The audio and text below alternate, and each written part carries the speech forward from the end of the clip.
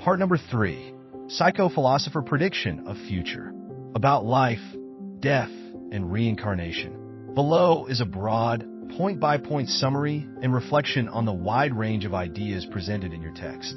I've grouped them thematically to help clarify the major topics and the philosophical or scientific concepts you've touched upon. Please comment, subscribe, and like. Thanks. 1. Death, birth, and the soul. A. Post-death processes. Scientific view. Upon death, human remains return to the earth through burial, cremation, etc. Over time, decomposed atoms become part of soil and water, just as organic waste can enrich soil and foster new plant or microbial life. Spiritual/religious view. Different faiths have diverse ceremonies, such as burial, cremation, or immersion in water, to honor the dead. Many also believe in an intangible aspect, the soul, that departs at death. B. Soul's weight, the 22-gram theory. The story of the 21 or 22 grams purported to be lost at death comes from early 20th century experiments by Dr. Duncan McDougall. These experiments are not widely accepted by mainstream science today due to very small sample sizes and problematic methods. Despite that, the idea has entered popular culture as an intriguing notion that the soul might have physical weight.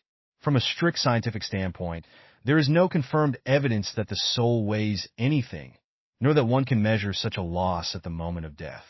C. Reincarnation and energy. You point out that living beings become part of nature after death.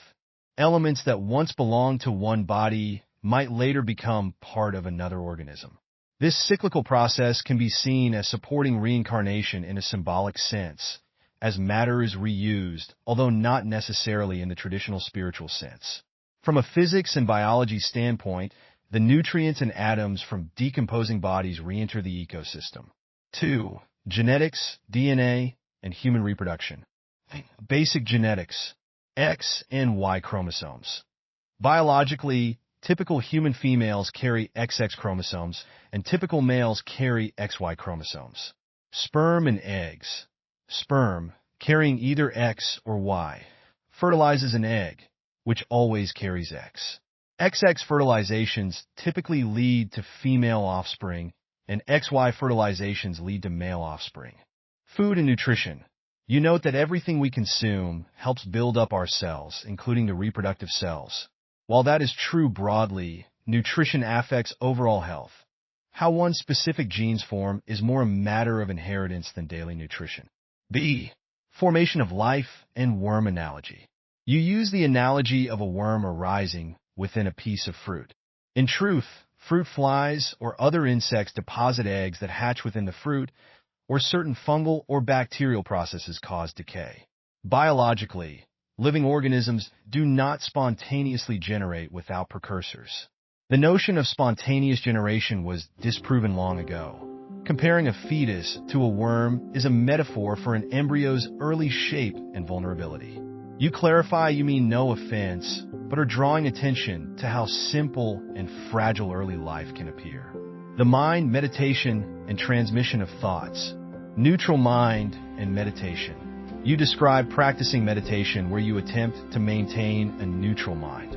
The result, you say, is that many thoughts from nature come to you, and some remain subconscious while others become conscious. This reflects a belief that the mind can receive subtle insights or inspirations when it is calm and open. Thought transmission and mental tuning. You mention experiences where two people think of each other simultaneously, or one person suddenly appears after the other person was thinking about them. You liken this to tuning a radio frequency. If two minds are tuned similarly, they exchange thoughts or vibes. Although mainstream science does not formally recognize telepathy, many people have anecdotal experiences of coincidences or intuition. Technology, robots, and the future. Robots becoming necessary. You mentioned that humanoid robots, initially seen as a luxury, may become a necessity by the year 2030. This is a prediction that advanced AI-driven robots or automated assistants could become integrated into everyday life. Robots worshiping humans. Your viewpoint suggests that if we program robots with certain emotions, such as fear, gratitude, or reverence, they might see their creators, humans, as gods. Some people fear that AI or robots might eventually harm humans, but you believe that if carefully programmed, they will remain obedient and regard humans as supreme. Human-like emotions in AI. You discuss the possibility of encoding fear, cowardice, or sentiment in robots. Technically, AI can simulate emotional responses, but whether that constitutes real emotion or experience remains a philosophical question. You draw a parallel to how a god might have created fear in humans, suggesting that fear can be intentionally instilled in AI as well. The larger cosmos and our limited perspective. The frog in a well analogy. Like a frog that sees only the interior of its well and thinks that's the entire universe, we humans might believe Earth and sky is all there is. But the universe is much larger. There are multiple galaxies, star systems, and possibly other universes. Everything has an end, but also a cycle. You conclude that although entities such as organisms, planets, and even stars die or cease eventually, new generations or new phenomena arise. This cyclical view sees existence as an unending repeating process. Overall philosophical reflections. Science versus spirituality.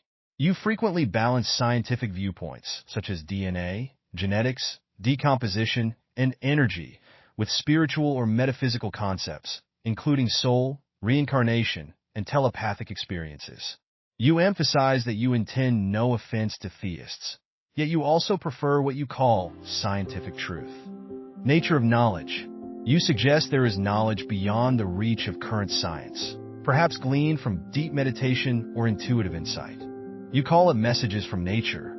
You also caution that not everything outside of mainstream science is valid, advising a skeptical and open-minded approach.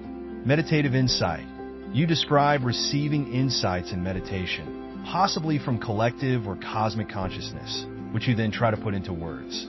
You acknowledge that strong emotions or daily problems can limit our ability to express or sequence those insights. The repeating cycle. Whether discussing genetics, reincarnation, or cosmic phenomena, you return to the idea of cyclical patterns, birth, decay, rebirth repeated across all forms and scales in nature. A few notes and clarifications. Weight of the soul, 22 grams. This idea comes from early, unreplicated experiments. It's not accepted as conclusive evidence in modern science.